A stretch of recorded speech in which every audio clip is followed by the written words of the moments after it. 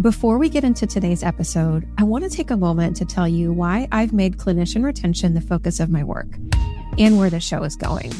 I've spent years inside healthcare systems. I've seen what happens when the structure isn't set up to allow clinicians to do their best work. I've watched talented clinicians leave organizations that could have kept them.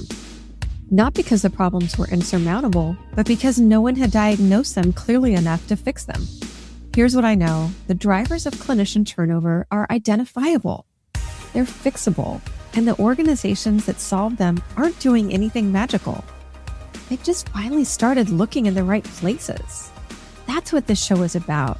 Every episode is built around the structural conditions that cause clinicians to leave, what works, what doesn't, and what executives can actually do about it. If you lead a health system, a medical group, or a clinical division, and you're tired of watching good clinicians walk out the door and go down the street to your competitors, you're exactly who I'm talking to. Now let's get to it.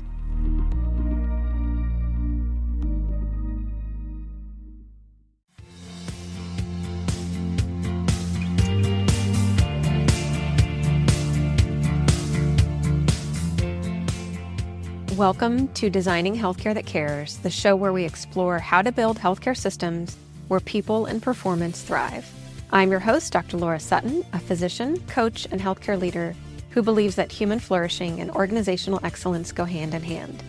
Each week, I talk with leaders, change makers, and innovators about how to shift culture, lead with purpose, and tackle the root causes of burnout. Because when healthcare works for the people in it, everyone wins.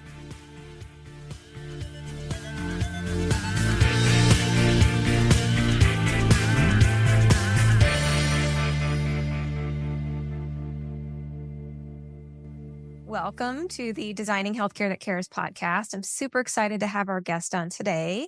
Dr. Julie Siemers is a nurse, educator, and founder of LifeBeat Solutions with over 45 years of experience dedicated to preventing harm in healthcare. Through LifeBeat Solutions, she provides education and practical tools that empower patients and families to stay safe in the hospital. Her work focuses on helping people understand how to speak up, ask the right questions, and recognize early signs of trouble. Dr. Siemers believes safety should be a shared responsibility, and her mission is to make healthcare safer, one conversation, one family, one life at a time. Welcome to the show, Julie. Thank you for having me. Yeah, so good to talk to you. I definitely want to dive into all your philosophy on patient safety because, again, when I saw your profile and looking at your website, definitely I share in a lot of that passion. So I feel like I could talk about that for a very long time. How did you get started? I know you were an ICU nurse. Tell us about your background and what got you to where you are now. Yeah, so I started in nursing school right after high school and did bedside, for about 30 years. And then when I went into nursing education in 2009, I started researching for my master's thesis, and then I carried that into my doctoral project about patient safety because the more I researched and found, I was just shocked. I was, like I said, already a nurse for so long, and I thought, why don't we know about this? Why don't we talk about this? There is no transparency around patient safety. And so I've approached it from two different ways. Those years since I've been researching is trying to educate nursing students on what to watch for, what to look for. We don't teach a topic called failure to rescue, but it's in the literature, and it's about recognizing patient deterioration early. So I wrote my book about that to help patients and their families, but realized too, we need to empower patients and families. We need to empower them with the information and the education to know that they have to speak up because healthcare is not safe. Yeah, thanks for sharing that. And just want to really highlight what you said about how there's such a lack of transparency in this in the healthcare. And I'm a physician still practicing, and it's staggering how little we talk about this in the physician space. At least there's a kind of an overarching ethos in physicians is, well, I don't make mistakes, and I'm a primary care physician too. And I think at least when I was in training, the emphasis on patient safety was more around the procedural side, the operative side. Right. Don't cut off the wrong foot. Those types of things still happens. And so I just really want to echo that and call attention to the fact that there are still so many errors that are occurring and they're underreported. And I want to hear from you about that too. When I was an executive in a leadership role, part of my job was reducing patient harm, mostly in the outpatient setting. We had clinics. We didn't have any hospitals or surgery centers. But how do we reduce patient harm within our clinics? So looking at things like medication errors, wrong immunization given, wrong injection given, wrong dosage, that type of thing. And we just found that, and this is prevalent across healthcare, is a lack of reporting and lack of psychological safety in and of itself, and feeling safe to report. People feeling like, well, what's done is done. I can't change it by reporting it. And so I want to hear your thoughts on that philosophy and how your work helps to shift some of that. Yeah. Well, one of the things I found in the research is that the earliest that I could find was in 1955 in JAMA, Journal of American Medical Association, where it said the most common thing that happens to patients in the hospital is harm. I'm like, we've been battling this. I mean, that was 70 years ago, right? So why aren't we making a dent in the impact? And one thing I want to call out is, yes, we are human and human makes mistakes, but it's the system's errors. And as you said, that goes back to the lack of transparency. And I always bring up this example because it's such a great one. Several years ago, when the nurse at the Vanderbilt Hospital gave the wrong medication and it ended up, the patient lost her life. And they tried to make it go away, sweep it under the carpet, fired the nurse, settled with the family. But what they found when the anonymous tip came in is that they did the root cause analysis, as they should have anyway, but they found over 10 major systems errors that any one of those, if it had been implemented, would have stopped, this patient's death. Yeah. And so when we don't share things, and I'll just give you one example, the hospital did not have a policy for monitoring patients that receive Versed.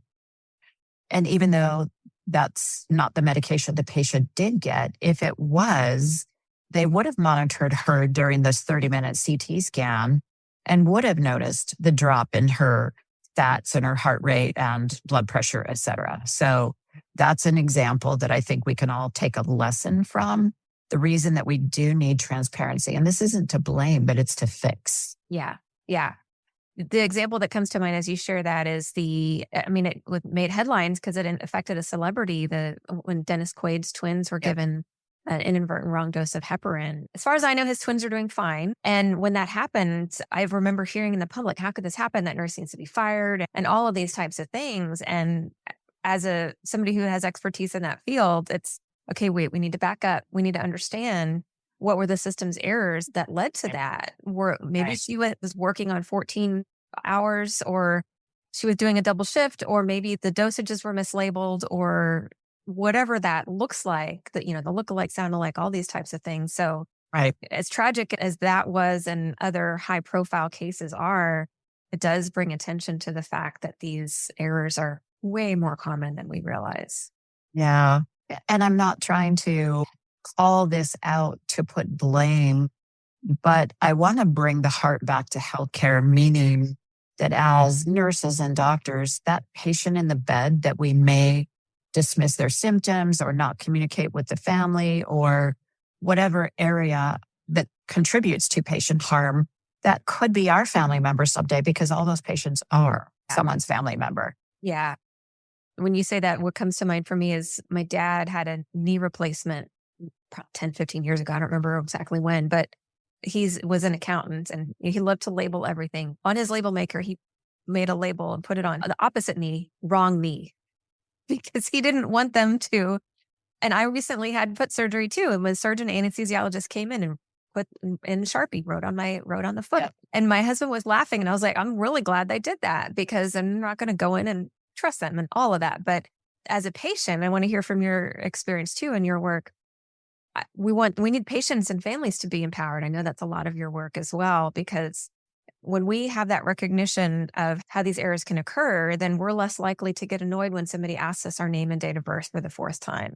And we're grateful for it because it means they're doing their due diligence and they're making sure that they're not an error in place. So How do you Right. bring in patients and their families in the process? I think awareness is number one, and that they've got to be, my message is always, you have to be an active participant in your own healthcare and that of your family. Passively sitting in the corner and just saying, okay, well, the doctor went to medical school for so many years and assuming they don't make mistakes. And same with the nurse. They've been, went to school for 4 years or whatever it is. Knowing that the burden of patient care, especially in acute care facilities, is so overwhelming. The nurses running around, I tell my students on rollerblades, you're just going to have to go from task to task. Mhm. And so the nurse may not notice a change that the family member would notice, such as, in fact, I just talked to a guy the other day whose father was taken down to CAT scan, an older gentleman, and was flirting with the nurse because he's 80 years old and, was just jolly and happy. He went later to pick him up, not that long, maybe 45 minutes to an hour later to pick him up. And luckily it was the same nurse. And he was barely talking to her. His level of consciousness had dropped and she was at least experienced and alert enough to say, hey, something's wrong here. Took him back to CAT scan and they found a huge blood clot in his brain. And so if she would have assumed he's 80 years old, he's always like this and he isn't. And so those cognitive biases we have and those assumptions really contribute to the potential harm that can happen. So when families feel safe to speak up and say, hey, something's not right here. And I teach the cuss words: concern, uncomfortable, scared, and a safety issue. Mm-hmm. And if we as providers can listen and not dismiss and say, oh, this is pretty normal after surgery, and not listen and really do a little bit deeper assessment, then we're part of the problem too. Yeah, I hear that. And I personally appreciate, I started practicing many years ago when the patients were much more likely to just, whatever you say, doc. And I think we're moving away from that generation. Patients are much more informed. I worked with a lot of geriatric elderly patients. If they weren't informed, their children or their grandchildren were informed. And of course, now with AI and how much information is out there, it's pretty rare to find somebody who hasn't explored something about their diagnosis or treatment plan or medication or something online, whether that's a reputable source or not. That's a whole other debate. But at the same time, when somebody is invested enough in their care to do some research, of course, we're going to talk about what are reputable sources and is that information reliable and that type of thing. But I'd much rather have somebody come to me and have that advocacy for themselves and their family members than somebody who just, okay, like you said, whatever you say, you're the doctor, you're the nurse. Not that I don't trust you, but I'm going to be as equal a participant in my care as the team that's delivering the care. Yeah. It's even simple things like one of the postoperative risks is blood clots or respiratory issues because of the anesthesia effect or the immobility. And so even educating families to know what are some of the biggest postoperative risks, then they can be involved and say, hey, Dad, the nurse showed you how to use that little incentive spirometer. You need to use it to prevent pneumonia, to get the air back into those little air sacs in the bottom of your lungs or whatever. So they can help. Yeah. And I think that's empowering in the fact that they're just not sitting there holding Dad's hand. They're helping. Yeah. Again, with my foot surgery, I was very grateful that my surgical team in my postoperative minutes, so I wasn't even aware of this, were describing to my husband how to look at the tips of my toes, which I couldn't see, and look for changes like if they're discoloration or capillary refill or all of these things, infections, odor, all of this stuff. I was really grateful when the day later. So he came up and he was peeking at my toes. He said, they told me how to check your toes and what to look for. I was like, oh, that's great that they engaged him in that. Yeah. That's hugely important, especially as patients are being discharged from the hospital. I heard at a patient safety conference, about a year ago now, that they were sending home total hip replacements and knee replacements the same day of surgery. I'm like, oh my goodness. Mind blowing. I think, like we said, there's risks of being in the hospital. I think from our patients that are receiving these procedures are typically older patients and probably expecting a 3-day stay. And so to share with them, no, you can go home and you can walk on this joint the same day. It is a big shift. Yeah. So we talked about how to empower patients. How do you empower health systems? Again, we've talked about how so much of these errors are systems errors and not human errors. And talked about root cause analysis, how to uncover the system. So how do you work with healthcare systems to even start with patient safety?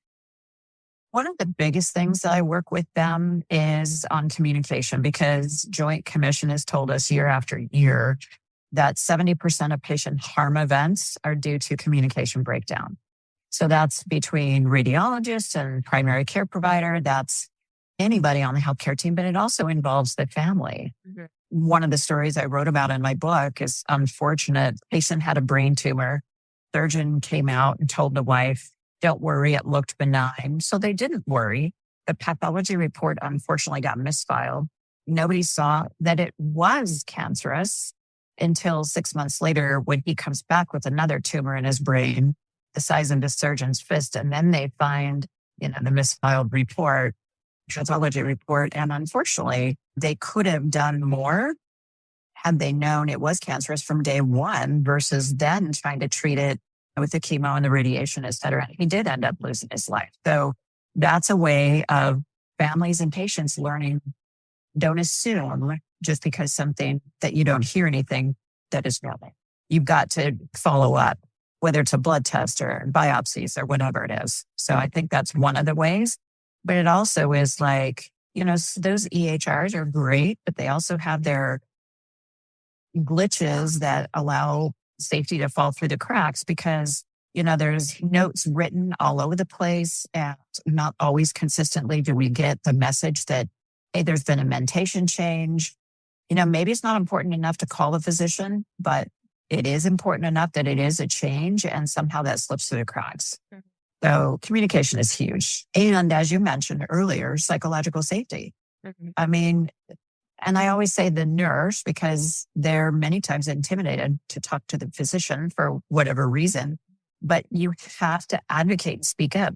It's part of every state's Nurse Practice Act that we're accountable for that patient. And so even if a physician says, oh, don't worry about it, it was like that before surgery, and so the nurse doesn't worry about it and come to find out that wasn't the case, we have to have that open communication and supportive of the team altogether. Yeah. I want to emphasize that for my physicians listening. I didn't really understand until I started working with other nurses on the safety team and learning the scope of licensed nurses versus registered nurses and what nursing duties per their license and the state nursing boards, how those play into patient communication and patient safety and all of this. So I just want to highlight that for my physician colleagues and how important our nurses are to the overall status of the patient.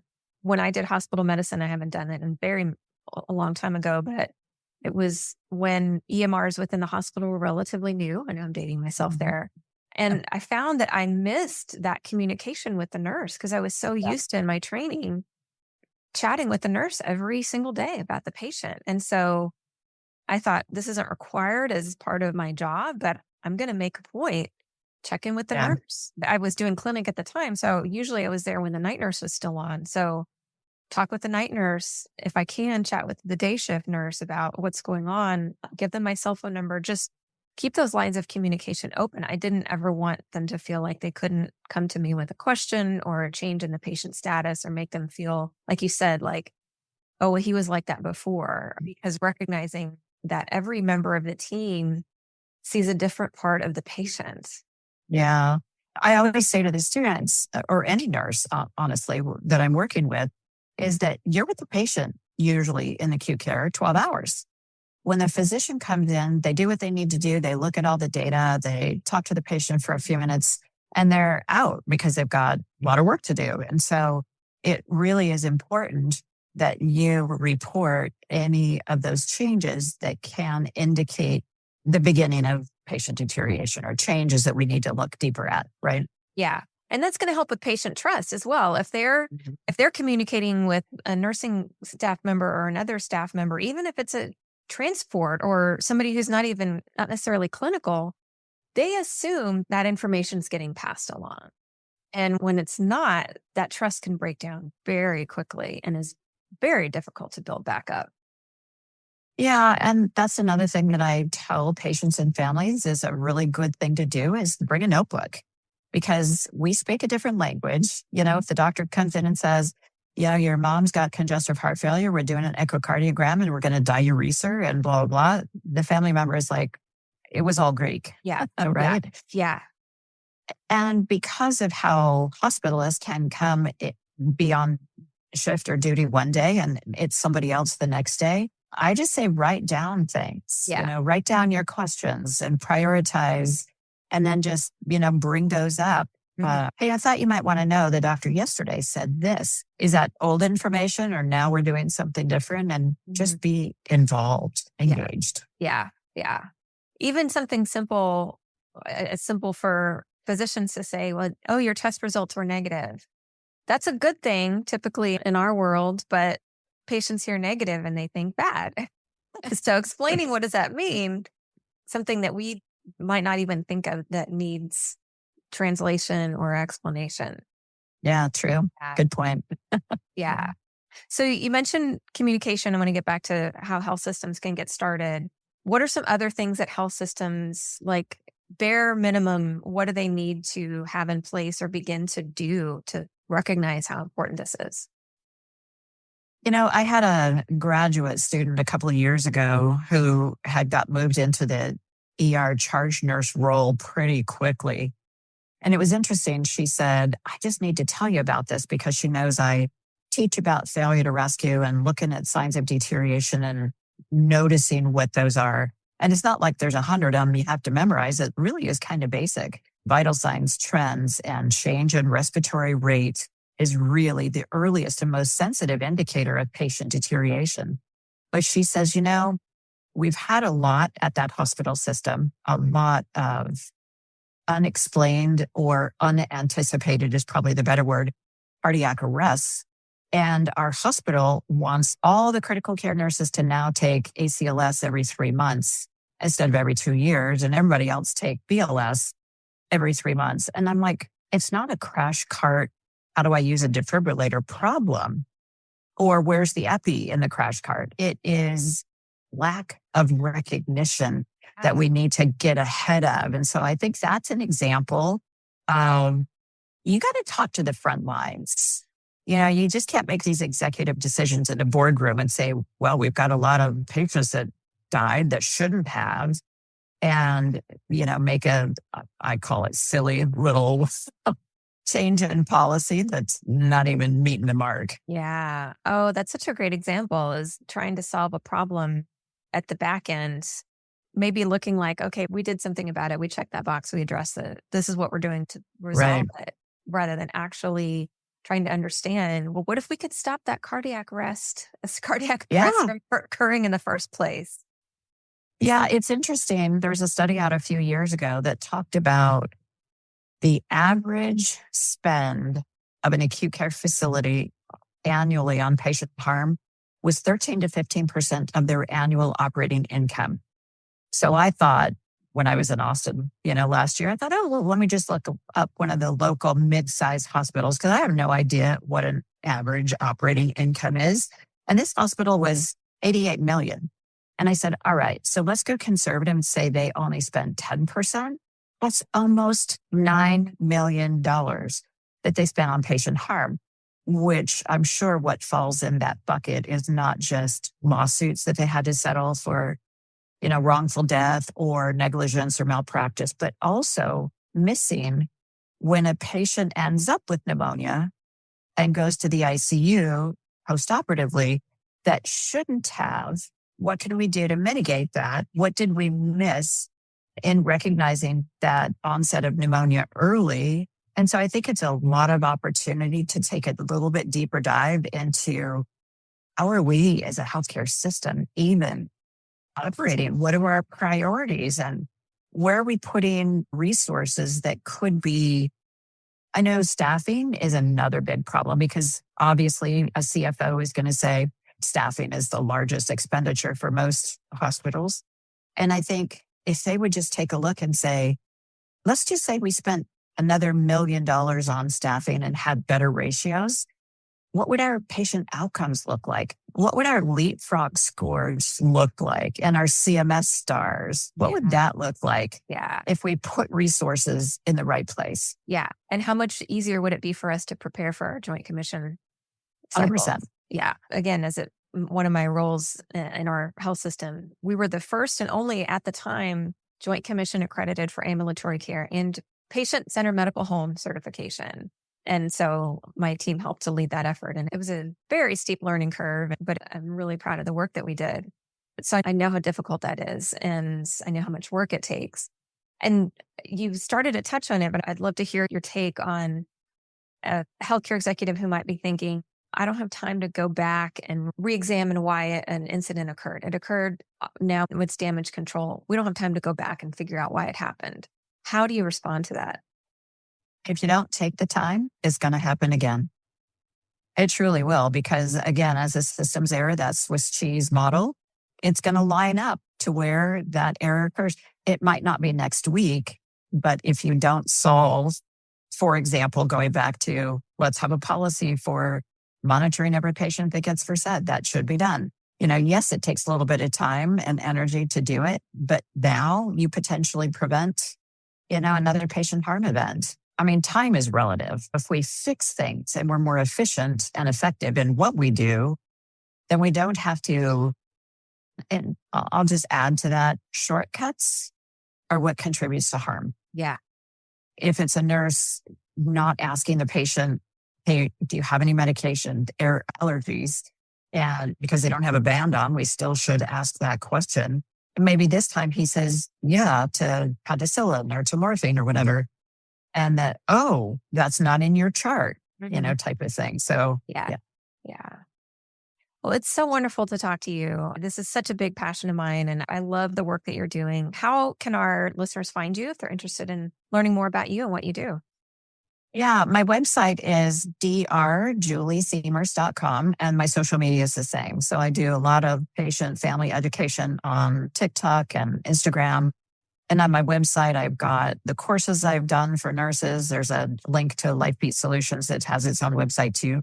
But the book that I wrote, Surviving Your Hospital Stay, I write blogs that are on my website too that people can read about what is it that I should be looking at when my dad's in the hospital. And I have a lot of ebooks too. So I just continue doing what I'm doing. But please, anybody reach out if you've got questions or how do I deal with this? I'm also creating, it's an app of courses for patients and families. If they want to take a little bit deeper dive into, hey, my dad's having surgery. What do I need to know? And I've got safety checklists and all that kind of thing. So yeah, that's great. We'll put all that in the show notes. Awesome.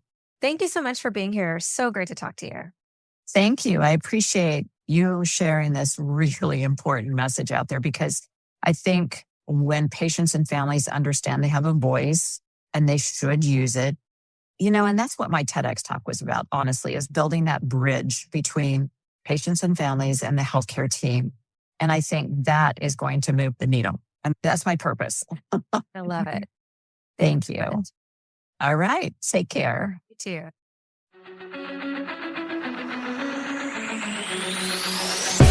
Before you go, let me share a quick story about when I was new as a physician leader. I remember very clearly walking into a boardroom with a meeting with fellow executives, and I felt like a massive imposter. I told myself, I'm not smart enough to be here. I don't know enough about this topic. I'm not able to contribute in the way that I wish I could. I was a physician. I had an MBA. I had other leadership skills. And here I was just doubting myself incredibly. And it held me back. It really kept me from contributing to my team and to the overall organization. It took me years to develop the confidence that I needed in order to be successful in that role. And I eventually learned that my imposter syndrome wasn't about my lack of competence or my lack of skill or knowledge. I hadn't had the training that I needed in order to be successful.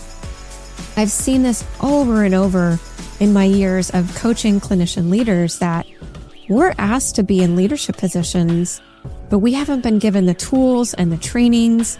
Maybe we've gotten some leadership training, but it's rather generic and it's not meant for us.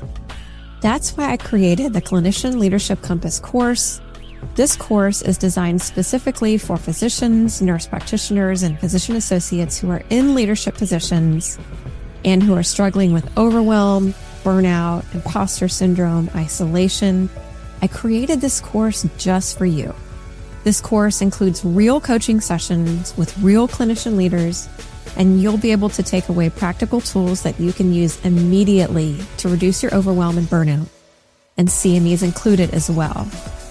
The course is now open, and when you complete it, you'll earn up to 10 AMA PRA Category 1 CME credits and the Certified Clinician Leader designation.